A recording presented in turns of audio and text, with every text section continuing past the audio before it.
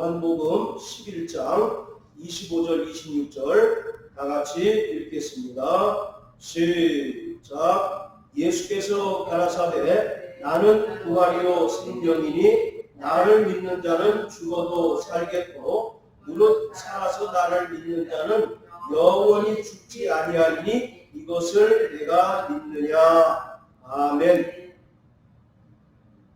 개똥밭에 굴러도 이승이 좋다는 속담이 있습니다. 사람들은 이 속담처럼 이 세상의 삶이 힘들어도 이승보다 이 땅에서의 삶을 더 선호하고 죽음을 두려워합니다. 인간이 가지는 모든 두려움의 원천은 죽음, 곧 사망입니다. 그리고 성경은 이 사망이 죄로부터 왔음을 분명히 말하고 있습니다. 예수 그리스도가 부활하심으로 말미암아 죄와 사망의 권세를 깨뜨리시고 우리를 구원해 주셨습니다. 그러므로 성도들에게는 죽음이 결코 끝이 아니며 새로운 영원한 내세를 위해 반드시 통과해야 하는 관문으로 인식하게 되었고 부활 뒤에 있는 삶을 소망하는 믿음을 갖게 되었습니다. 예수의 십자가와 부활은 기독교 복음의 핵심이지만 예수의 부활이 없다면 십자가도 무용지물이 될 수밖에 없는 것입니다.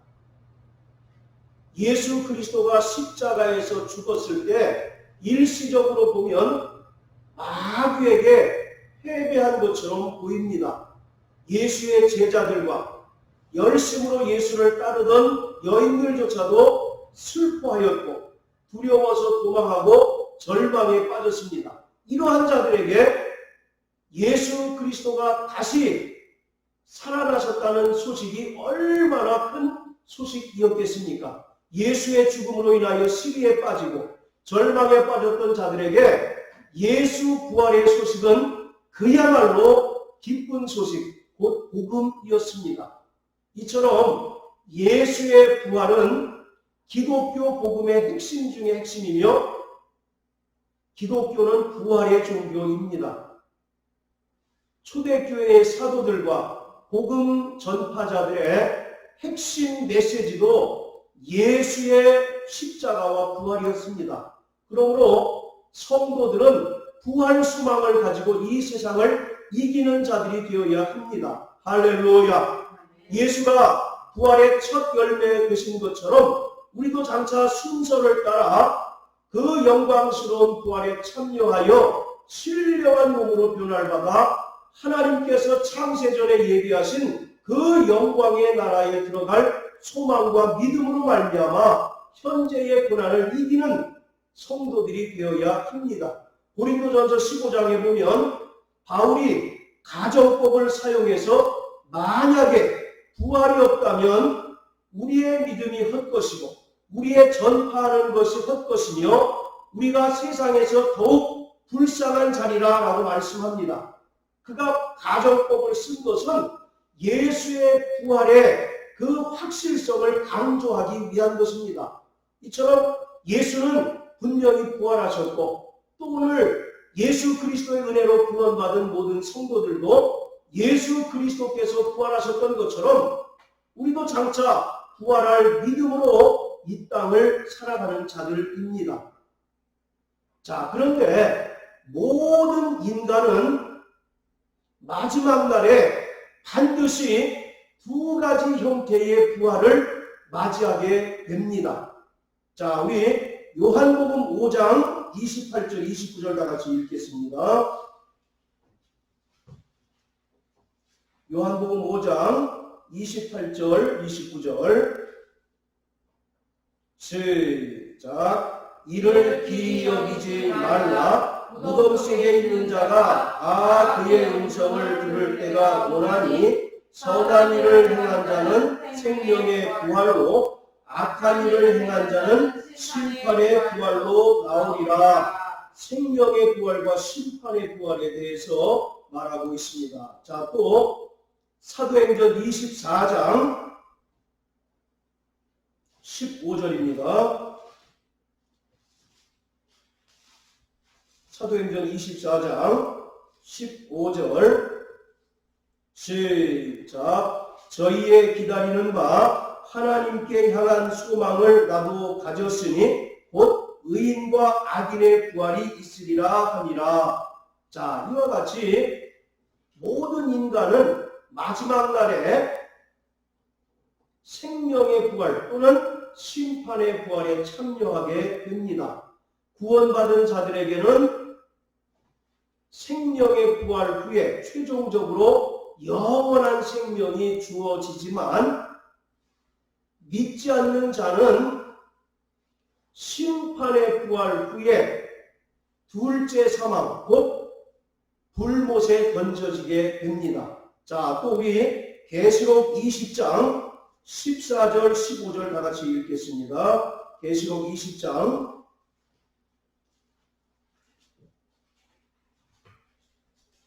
14절 15절 시작. 사망과 음부도 불못에 던지우니 이것은 둘째 사망 곧 불못이라. 누구든지 생명책에 기록되지 못한 자는 불못에 던지우더라. 아멘. 자, 다시 요한복음 본문으로 돌아가서요. 요한복음은 일명 표적의 책이라고 불리웁니다. 왜냐하면 7개의 표적이 기록되어 있기 때문에 그렇습니다. 요한복음 2장에 보면 가나의 혼인잔치에서 물을 포도주로 만드신 사건부터 시작해서 오늘 요한복음 11장에 나오는 죽은 나사로를 살리시는 표적, 그래서 7개의 표적이 나옵니다. 우리는 흔히 표적이라고 하는 말과 이적이라고 하는 말을 혼용해서 쓰기도 하지만 분명한 다른 개념을 가지고 있습니다. 이적이라고 하는 말은 영어로 하면 미러클입니다. 기적 같은 일이죠. 그러나 표적이라고 하는 말은 단순히 놀라운 일을 넘어서 하나님께서 그 사건을 통해서 우리에게 주고자 하는 특별한 메시지가 있는 것이 표적입니다. 자, 우리 요한복음 20장 또 한번 보시겠습니다. 20장 30절 31절 자, 시작. 예수께서 제자들 앞에서 이 책에 기록되지 아니한 다른 표적도 많이 행하셨으나 오직 이것을 기록함은 너희로 예수께서 하나님의 아들 그리스도이심을 믿게 하려 함이요 또 너희로 믿고 그 이름을 힘입어 생명을 얻게 하려 함이니라. 예, 요한복음에는 7개의 표적이 나옵니다. 예수님께서 3년 동안 공생의 사역을 하시는 동안 7개의 표적만을 행하신 것이 아니라 이것보다 훨씬 더 많이 행하셨지만 7개만을 기록한 것이다 라고 말하고 있습니다. 그 이유는 그 표적을 통해서 예수가 하나님의 아들 그리스도이심을 알고 또 그 이름을 힘입어 생명을 얻도록 하기 위함이다 라고 말하고 있습니다. 즉 예수가 행하신 그 표적을 통해서 예수가 하나님의 아들 그리스도이시고 그가 이 땅에 사람으로 오셔서 어떻게 죄인들을 구원하시는가를 나타내는 것이 바로 표적인 것입니다. 그 중에서 요한복음 11장 오늘 본문은 잘 아시는 것처럼 죽은 나사로를 살리시는 표적으로서 이것은 예수가 많은 사람들에게 생명을 주시기 위하여 친히 십자가에 달리셨다가 3일 만에 부활하실 것을 우리에게 보여주는 것입니다. 자, 그런데 죽은 자를 살리는 권한은 오직 하나님에게만 있습니다. 유대인들은 이렇게 하나님께서 죽은 자를 살리시는 일이 이 세대에서는 일어나지 않고 이 세대가 지나고 오는 세대, 즉 마지막 날에 이루어진다라고 믿고 있습니다. 이러한 마지막 날 부활에 대한 신앙은 예수님 당시에 바리새인들을 포함하여 유대인들이 가졌던 보편적인 신앙이었습니다. 자, 우리 사도행전 23장 한번 또 보세요. 사도행전 23장.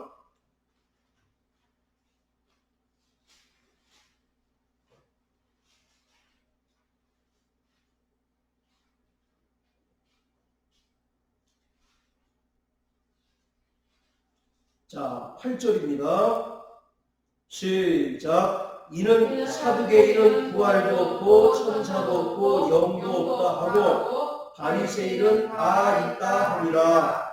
예수님 당시에 유대인들 중에 사두개인이라고 하는 그룹이 있었고 바리새인이라고 하는 그룹이 있었는데, 사두개인은 요즘 말로 하면 우리나라의 국회에 해당되는 그러한 기관을 차지하고 있는 사람들입니다. 그러니까 쉽게 얘기해서 종교 지도자들인 거죠. 그리고 바리새인들은 율법을 가르치고 또 율법을 전파하는 종교 지도자에 해당이 됩니다.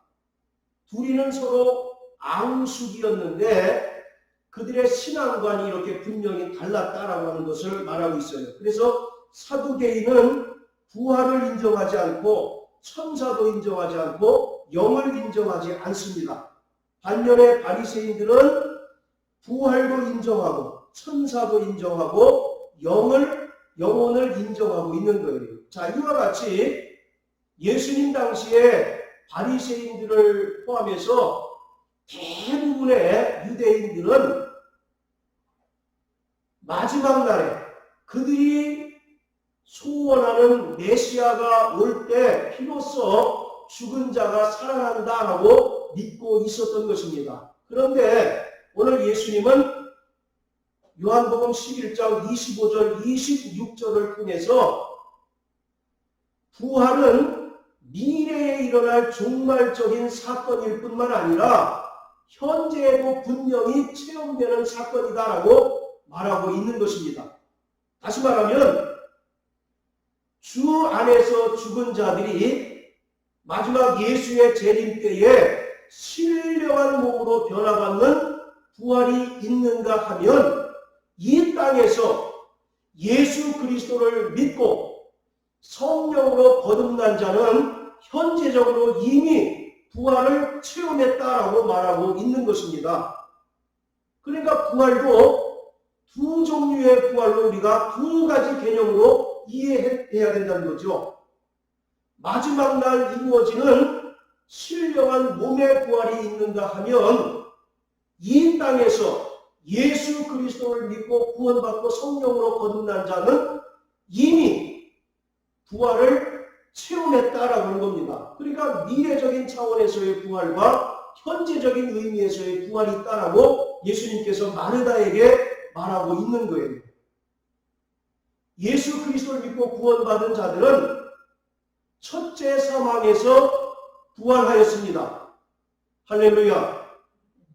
자, 우리 요한복음 5장 한번 보세요. 24절 25절 우리 요한 형제 읽어주세요. 내가 진실로 진실로 너희에게 이르노니 내 말을 듣고 또 나를 보내실 이를 믿는 자는 영생을 얻었고 심판에 이르지 아니하나니 사망에서 생명으로 옮겼느니라. 자, 다 같이 한번 읽습니다. 시작. 내가 진실로 진실로 너희에게 이르노니 내 말을 듣고 또 나 보내신 이를 믿는 자는 영생을 얻었고 심판에 이르지 아니하나니 사망에서 생명으로 옮겼느니라. 이미 영생을 얻었고 사망에서 생명으로 옮겼다라고 얘기합니다. 그게 부활 아닙니까?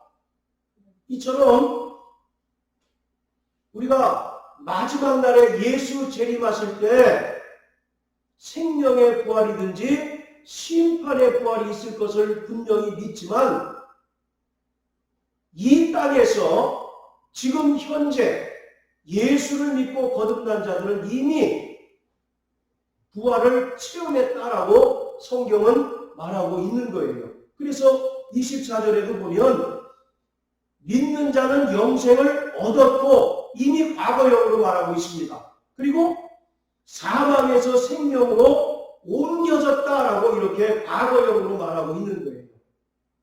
자, 여러분, 하나님의 나라도 성경은 두 가지 개념으로 설명하고 있다라고 말씀드렸죠. 이미와 아직이라고 하는 개념으로 설명합니다. 따라서 이미, 아직. 예. 누가복음 17장 20절 21절에 보면 바리새인들이 예수님께 하나님의 나라에 대하여 묻습니다. 근데 예수님께서 하나님의 나라는 여기 있다 저기 있다는 것이 아니라 너희 안에 이미 임하였다라고 말하고 있어요. 그리고 마태복음 20장 28절에 성령을 힘입어 귀신을 내어쫓은 자는 이미 하나님의 나라가 임했다라고 말하고 있습니다.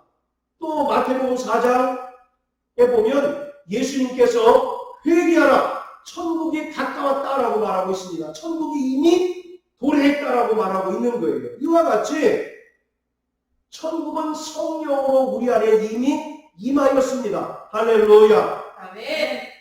그것이 현재적인 하나님의 나라이고 또 하나는 장차 예수 그리스도 재림으로 말미암아 우리가 영원히 들어가 살게 될 하나님의 나라. 그래서 성경은 이와 같이 하나님의 나라도 두 가지 개념, 이미와 아직이라고 하는 두 가지 개념으로 설명하고 있는 것처럼 부활도 마지막 날 우리가 신령한 몸으로 변화되는 생명의 부활이 있는가 하면 이 땅에서 예수 그리스도를 믿고 거듭난 자는 이미 현재적으로 부활을 체험했다라고 말하고 있는 거예요.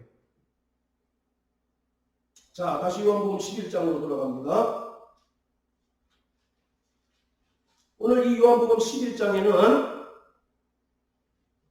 나사로가 죽었습니다. 그런데 마르다가, 그 여동생인 마르다가 예수님이 오지 않았기 때문에 죽었다라고 이와 같이 이야기합니다. 그것에 대해서 예수님께서 뭐라고 말씀하시냐면 내 오라비가 다시 살리라고 말씀하셨는데 그 예수님의 말씀을 나사로는 어떻게 이해했느냐면 마지막 날 구할 때에 내가 다시 살 줄 믿습니다 라고 하는 그 당시에 보편적인 유대인들이 가졌던 신앙 고백으로 하고 있는 거예요. 그런데 예수님은 마지막 날에 다시 살 것, 마지막 날에 있을 부활을 얘기하는 것이 아니라 이 땅에서 예수를 믿는 자는 부활할 것이다. 부활했다라고 하는 것을 말하고 있는 거예요. 그러니까 마르다와 예수님과의 그 부활에 관한 관점이 서로 다른 것입니다. 마르다는 지금 어떤 관점에서 이해하고 있습니까? 마지막 날에 있을 부활을 설명하고 있는 거예요. 그래서 자 24절을 한번 읽어보실까요?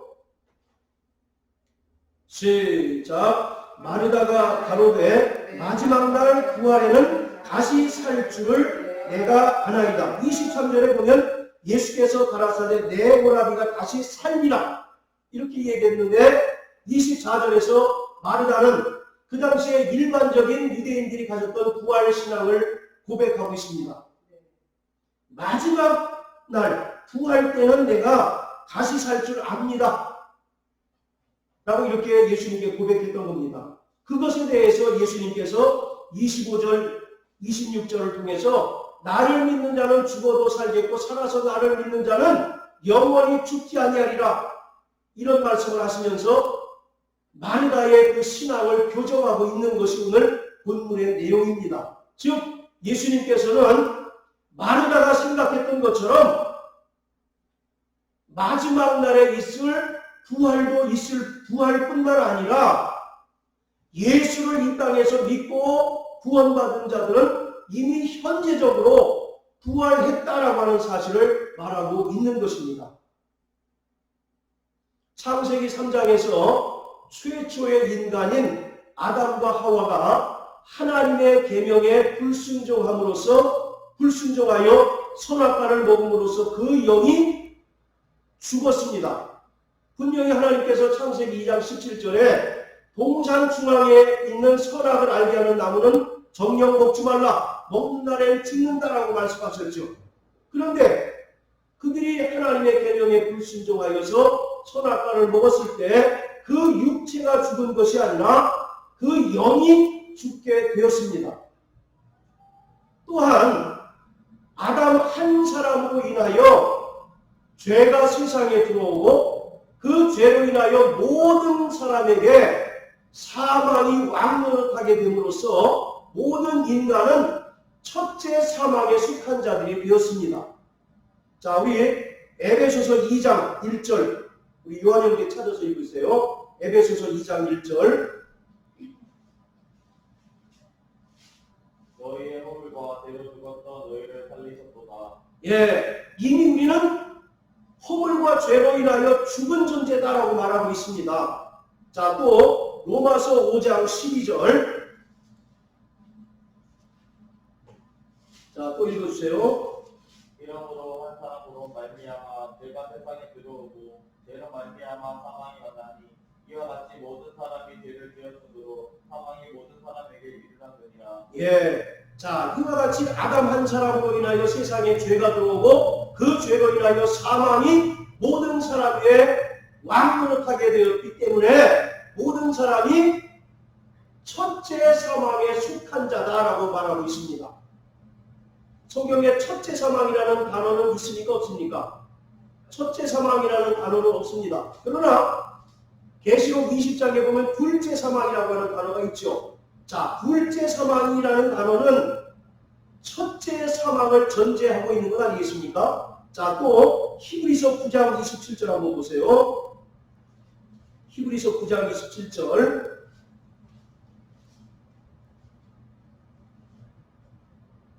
자, 시작. 한 번 죽는 것은 사람에게 정하신 것이요 그 위에는 심판이 있으리니. 자, 여기서 한 번 죽는 것은 정하셨다는 말은 육체적인 죽음을 이야기하는 것이 아니고 이미 아담으로 인하여 모든 사람이 첫째 사망에 속하게 되었다는 것을 얘기합니다. 그럼 그 뒤에 있는 심판은 무엇을 가리킬까요? 둘째 사망을 가리키고 있는 거죠. 자, 이처럼 아담으로 인하여 모든 인간은 첫째 사망에 속한 자들입니다. 그리고 둘째 사망은 뭐냐? 계시록 20장 14절 15절에 말씀한 것처럼 하나님의 은혜를 거부하고 자기 뜻대로 살아가던 자들이 백보자 심판을 통해서 영원한 지옥에 던져지는 것, 그것이 둘째 사망인 것입니다. 자, 성경에는 첫째 부활이라는 말은 있죠. 계시록 20장에 보면 첫째 부활 있죠. 그렇다면 첫째 부활은 뭘까요? 그것을 미래적인 사건으로 이해해야 되느냐, 현재적인 사건으로 이해해야 되느냐에 따라서 굉장히 성경 해석이 다른데, 바로 성경에서 첫째 부활이라고 하는 것은 예수의 은혜를 믿음으로 구원받고 성령으로 거듭나는 것을 첫째 부활이라고 얘기합니다. 그리고 예수 안에서 새로운 피조물이 되는 것이 첫째 부활이에요. 성도들은 예수 안에서 죄에 대하여 죽고 새로운 생명을 얻은 자들로서 침례를 받았습니다. 자, 여러분 다 침례 받으셨죠?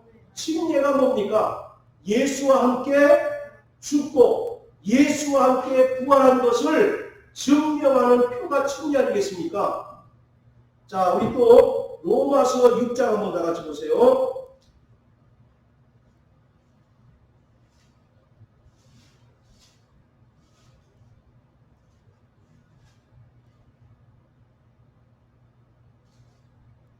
자, 1절부터 5절까지 우리 김 집사님 읽어주십시오. 그런데 우리가 무슨 말하리요? 은혜를 구하게 하려고 죄에 구하겠느냐? 그럴 수 없느니라. 죄에 대하여 죽은 우리가 어찌 그 가운데 더 살리요? 무릇 그리스도 예수와 합하여 침례를 받은 우리는 그의 죽으심과 합하여 침례받은 줄을 알지 못하리요. 그러므로 우리가 그의 죽으심으로 아파야 진례를 받음으로 그와 함께 장사되었나니 이는 아버지의 영광으로 말미암아 그리스도를 죽은 자 가운데서 살리신 것 같이 우리로 또한 새 생명 가운데 사명하게 하려 함이니라. 만일 우리가 그의 죽으심을 본받아 연합한 자가 되었으면 또한 그의 부활을 본받아 연합한 자가 되리라. 아멘. 자, 침례 받으셨으면 아멘 하세요. 아멘. 침례가 뭐라고 그랬습니까? 예수와 함께 죽고 예수와 함께 부활한 것을 증명하는 표 아닙니까? 자, 또 베드로전서 3장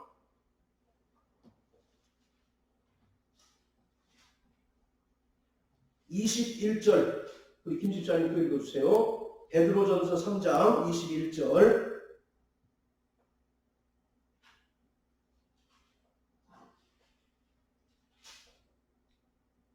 물은 예수 그리스도의 부활하심으로 말미암아 이제 너희를 구원하는 흠이 곧 침례라 육체에 들어온 것을 자하여 버림이 아니요 오직 선한 양심이 하나님을 향하여 찾아가는 것이라. 예, 바로 침례는 우리가 예수와 함께 죽고 예수와 함께 예수의 부활에 연합한 자임을 증거하는 표라고 말씀하고 있어요.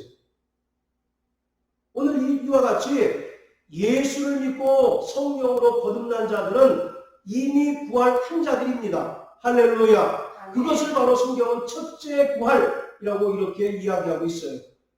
이렇게 첫째 부활에 참여한 자들은 계시록 20장 1절부터 6절까지의 말씀처럼 1000년 동안 그리스도와 더불어 왕노릇하며 살아가게 됩니다. 여기서 말하는 1000년은 예수님께서 오셔서 이루어지는 그 1000년이 아니라 미래적인 의미가 아니라 성도들은 이미 1000년을 살아가고 있는 것입니다.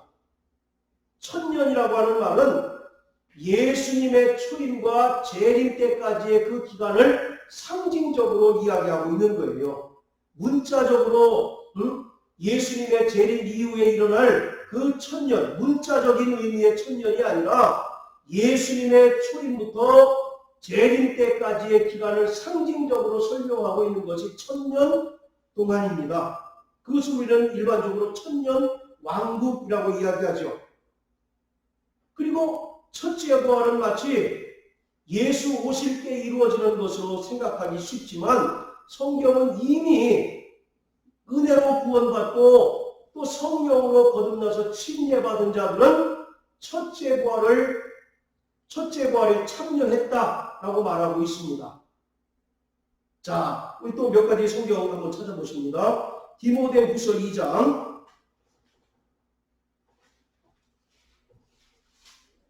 디모데후서 2장 11절 12절 자, 시작. 미쁘다 이 말이여 우리가 주와 함께 죽었으면 또한 함께 살 것이요 참으면 또한 함께 왕노를 할 것이요 우리가 주를 부인하면 주도 우리를 부인하실 것이라. 자, 11절 보세요. 우리가 주와 함께 죽었으면 또한 그와 함께 살 것이요. 이것을 우리가 아는 단어로 말하면 뭐가 됩니까? 침례가 되는 거죠. 그래서 아까 침례에 대해서 예수와 함께 죽고 예수와 함께 사는 것이다 라고 말씀을 드렸죠. 자, 이와 같이 침례를 통해서 예수의 부활에 연합한 자면 12절에 또한 왕노릇 할 것이다 라고 말하고 있습니다. 자, 또 로마서 5장을 다 같이 한번 보십니다.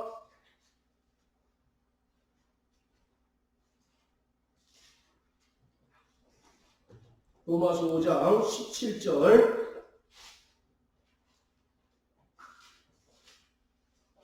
자, 시작. 한 사람의 범죄를 인하여 사망이 그 한 사람으로 말미암아 왕노릇하였은즉 더욱 은혜와 의의 선물을 넘치게 받는 자들이 한 분 예수 그리스도로 말미암아 생명 안에서 왕노릇하리로다.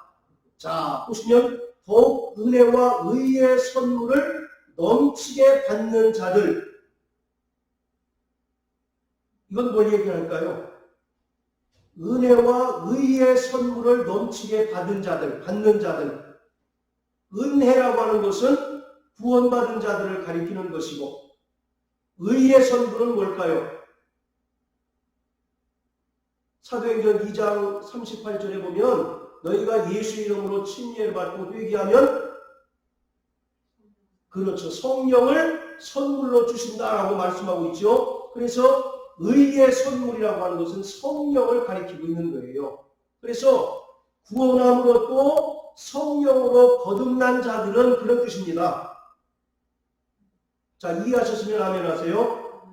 예, 이와 같이 예수를 믿고 믿음으로 구원받고 성령으로 거듭난 자들은 한 분 예수 그리스도로 말미암아 생명 안에서 왕노릇 하리로다. 이것이 먼 미래의 사건이 아니라 지금 우리가 천년 왕국을 살아가고 있는 것이에요. 그리고 그 기간 동안 그리스도 예수께서 우리에게 주신 왕의 권세로 이 세상을 이기며 살아가고 있는 것입니다.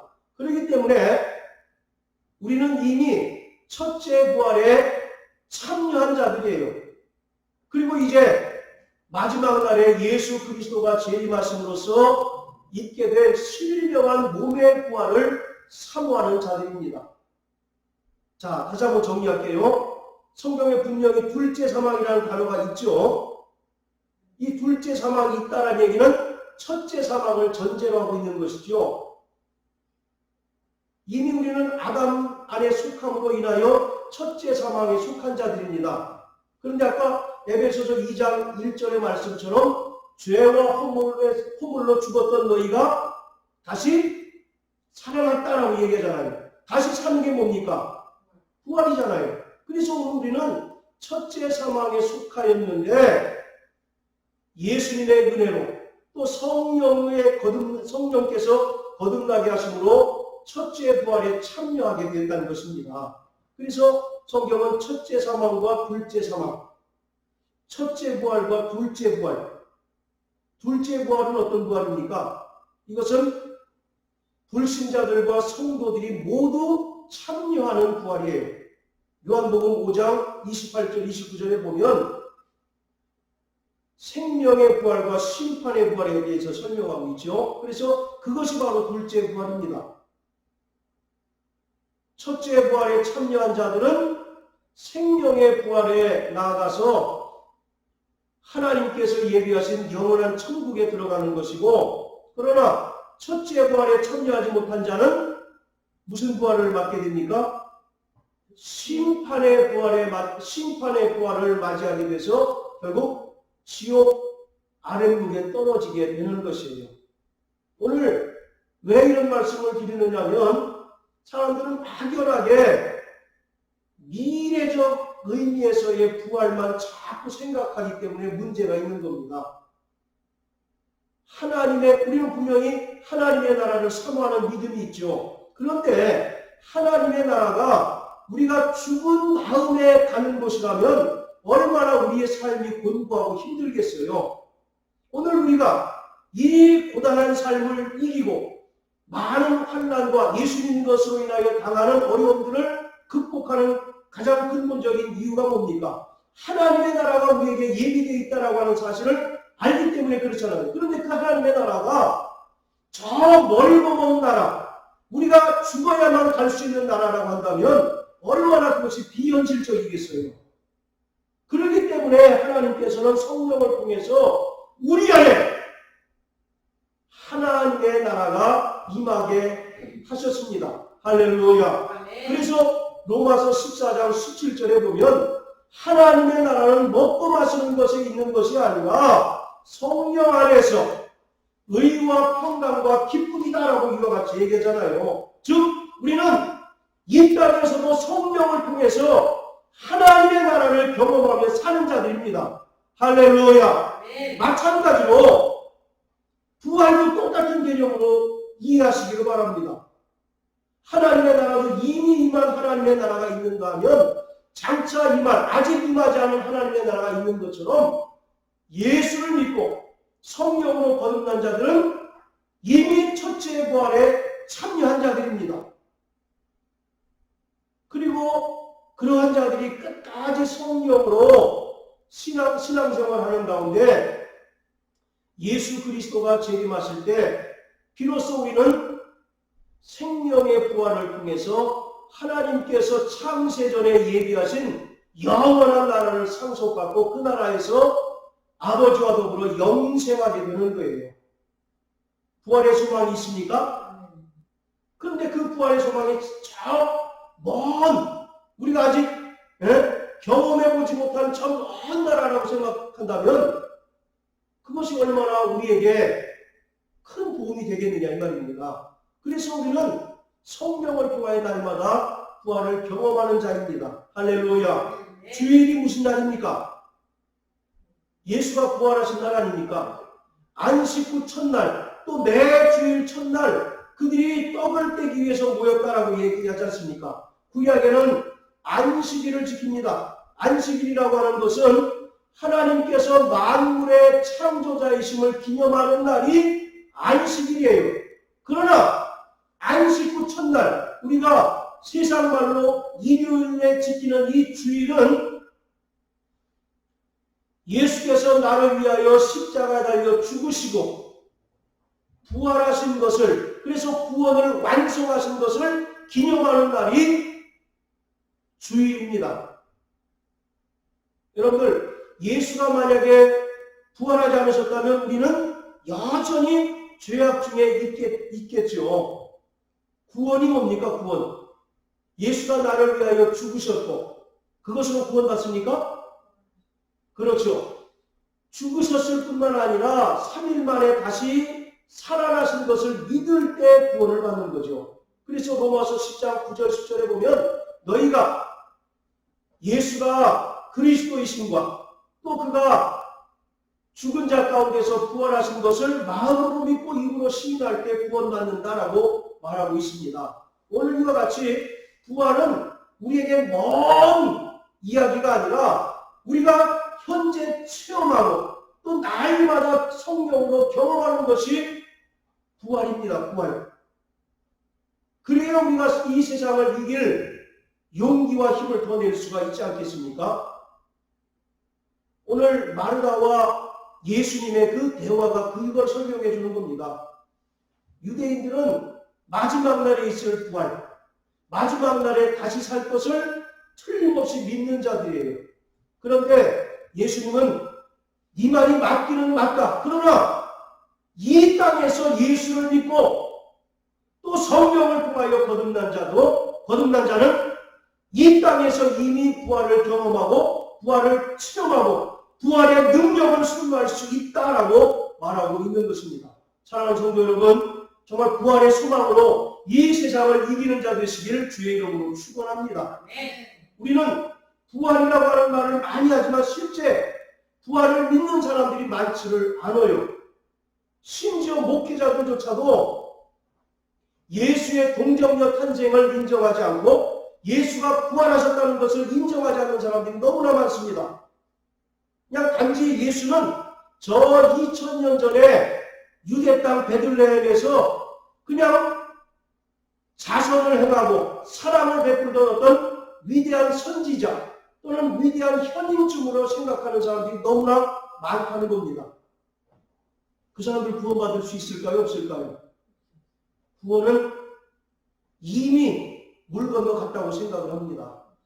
오늘 우리는 예수 그리스도가 나를 위하여 십자가 달려 죽으셨을 뿐만 아니라 또 3일 만에 부활하신 것을 믿는 자들입니다. 할렐루야. 그리고 예수가 부활의 첫 열매가 되셔서 승천하신 것처럼 우리도 장차 그 순서를 따라서 신령한 몸으로 변화받는 부활에 참여할 믿음으로 사는 자들이에요. 그리고 우리는 성령을 통해서 날마다 부활을 경험하고 부활의 능력을 소유하여 세상을 이기는 자들이 성도들인 것입니다. 할렐루야. 그래서 첫째 부활에 참여한 자들은 그리스도와 더불어 무슨 노릇 한다고요? 왕노릇. 자, 서로 한번 얼굴 보세요. 왕 같습니까? 네? 뭐 내시 내실, 무실 정도는 되지 않습니까? 예. 우리 비록 이렇게 초라할지라도 우리 안에 하나님의 나라가 임했어요.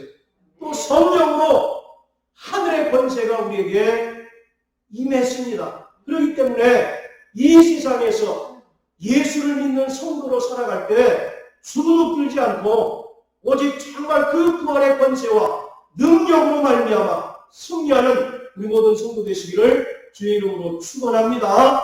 할렐루야.